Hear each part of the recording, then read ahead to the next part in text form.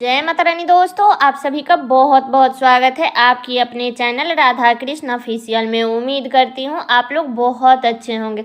तो ये बताने के लिए कमेंट बॉक्स में जय माता दी जरूर लिखेगा। तो चलिए दोस्तों, आज हम इस वीडियो में जानेंगे कि नवरात्रि के 9 दिनों में माता की तो 9 स्वरूप की तो पूजा हम करते ही हैं, लेकिन 9 भोग भी 9 दिन में ज़रूर लगाना चाहिए।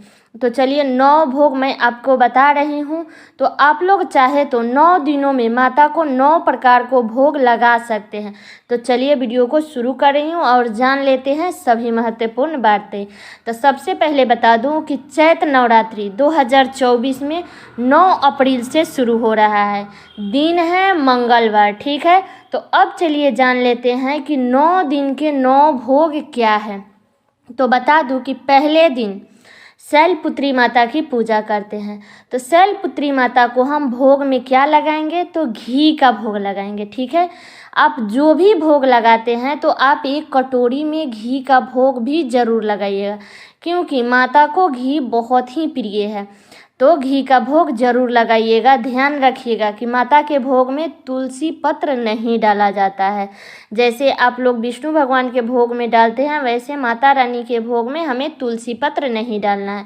दूसरे दिन हम ब्रह्मचारिणी माता की पूजा करते हैं। तो दूसरे दिन मिश्री या चीनी का भोग लगाया जाता है। आपको जो श्रद्धा हो वो लगाइएगा, लेकिन साथ में मिश्री या चीनी जरूर लगाइएगा। और तीसरे दिन हम चंद्र घंटा माता की पूजा करते हैं। तो उनको भोग में दूध या दूध से बनी मिठाई का भोग लगाया जाता है। आप अपने घर में बना करके लगाते हैं शुद्धता के साथ में, तो वो सबसे अच्छा है। अगर आप चाहे तो मार्केट से भी खरीद के लगा सकते हैं, लेकिन मार्केट के जो मिठाई होती है उसमें शुद्धता का कोई ठिकाना नहीं रहता है। इसलिए आप अपने घर में खुद से मिठाई बना करके आप चाहे तो भगवान को भोग माता रानी को लगा सकते हैं, शुद्धता का ध्यान रखते हुए। और चौथे दिन हमें कुष्मांडा माता की पूजा करनी है। तो उस दिन मालपुआ का भोग लगाया जाता है, लेकिन बहुत सारे घरों में अष्टमी नवमी से पहले कढ़ाई नहीं चढ़ाया जाता है। बहुत सारे लोग ये भी कहते हैं कि हाँ, हमें अष्टमी नवमी के दिन हमें पूजाई करना रहता है, तो हम सिर्फ उसी दिन ही कढ़ाई चढ़ाते हैं। तो देखिए, अगर आपके यहाँ चढ़ता है तो मालपुआ बना करके ज़रूर माता रानी को भोग लगाइएगा। लेकिन अगर नहीं चढ़ता है तो हमें नया परंपरा शुरू नहीं करनी है। तो उस दिन आप लोग ड्राई फ्रूट, फल, ये सब का भोग लगा सकते हैं, लेकिन अगर चढ़ता है तो मालपुआ ज़रूर बना के लगाइएगा। 5वें दिन हम स्कंद माता की पूजा करते हैं। तो उनको केला का भोग लगाया जाता है। पका हुआ केला का जो पीला होता है उस केला का भोग लगाया जाता है। कच्चे केला का भोग नहीं लगाया जाता है, ध्यान रखिएगा। और छठे दिन हम कात्यायनी माता के स्वरूप की पूजा करते हैं। तो उस दिन हम शहद की भोग लगाते हैं। तो जो भी आप लोग भोग लगाइएगा, फल फ्रूट, ड्राई फ्रूट, जो भी भोग लगाइएगा, लेकिन अलग से एक कटोरी में थोड़ा सा ही सही, लेकिन शहद ज़रूर डाल दीजिएगा उसमें, क्योंकि उस दिन छठे दिन कात्यायनी माता को शहद का ही भोग लगाया जाता है। या चाहे तो सिर्फ शहद का भी भोग लगा सकते हैं, सब आपके ऊपर डिपेंड करता है। इसलिए शहद का भोग जरूर लगाए, क्योंकि माता को शहद अति प्रिय है। तो शहद का भोग छठे दिन जरूर लगाइएगा। और 7वें दिन माता कालरात्रि के स्वरूप का पूजा किया जाता है, जो कि माता रानी का ये अलग ही स्वरूप माना जाता है। तो उस दिन कालरात्रि माता को हम लोग गुड़ का भोग लगाएंगे, जिसे मीठा भी बोला जाता है।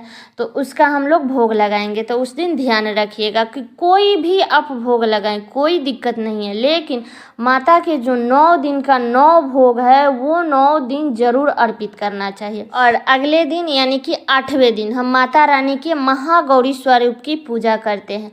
तो उनको नारियल का भोग लगाया जाता है, लेकिन ध्यान रखिएगा कि माता रानी को नवरात्रि में नारियल का भोग लगाइएगा ज़रूर, लेकिन खुद मत खाइएगा।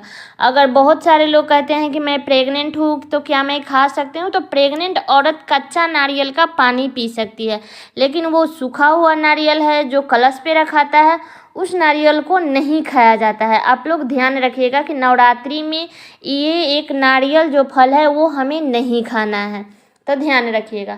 और 9वें दिन हमें सिद्धिदात्री माता की पूजा की जाती है।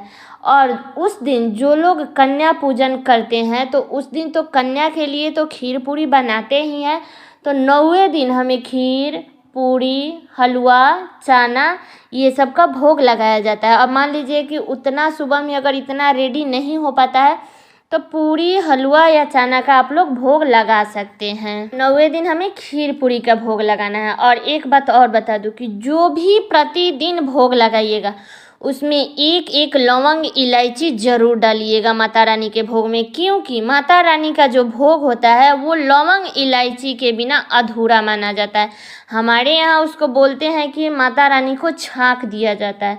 तो इसलिए आप लोग रोज़ दिन अगर हो सके तो दोनों टाइम डालें, एक लौंग और एक इलायची। अगर नहीं है तो एक एक लौंग डालें, लेकिन ज़रूर डालिएगा माता रानी के भोग में। और हमारे घर में है जो कि प्रतिदिन एक एक लौंग इलायची डालते हैं 4 दिन तक, और 5वें दिन से 5 लौंग 5 इलायची, फिर 6ठे दिन 6 लौंग 6 इलायची, ऐसे ही करते करते 9वें दिन तक 9 लौंग 9 इलायची का भोग लगाया जाता है।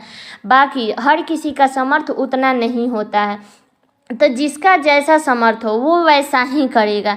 ये नहीं कि दूसरे का देखा देखी हमें नहीं करनी है। नहीं है आपके पास में तो एक ही टाइम सुबह के टाइम में ही आप एक लौंग एक इलायची भोग में ज़रूर लगाइएगा, क्योंकि हर किसी का समर्थ उतना नहीं होता है। बाकी आप अपने हिसाब से देख लीजिएगा, अगर माता रानी उतना दी है तो 9 दिन के 9 भोग ज़रूर पहले से ही तैयार करके रख लीजिएगा। अब बाकी अगर आपके पास में मतलब जैसा आपका समर्थ हो, अगर नहीं है तो फल फ्रूट ड्राई फ्रूट इलायची दाना मिश्री इसी का भोग दोनों टाइम लेकिन लगाइएगा, ठीक है। और जो लौंग इलायची का जो भोग लगाते हैं उसको इधर उधर हमें नहीं फेंकना है। रोज़ उसको भोग में से निकाल करके, या तो आप चाहे तो नवरात्रि के दौरान भी आप चाय में डाल करके यूज कर सकते हैं, या नवरात्रि के बाद भी आप लोग यूज कर सकते हैं, लेकिन इधर उधर हमें प्रसाद का नहीं करना है। तो सारी बातें क्लियर हो गई नवरात्रि के भोग से संबंधित।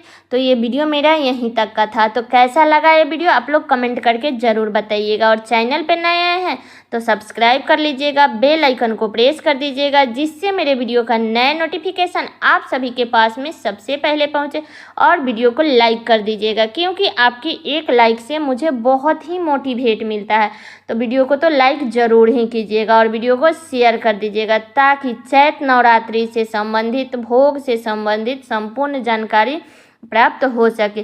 तो चलिए दोस्तों, मिलती हूँ अगले वीडियो में किसी नए वीडियो के साथ में। तब तक के लिए नमस्कार।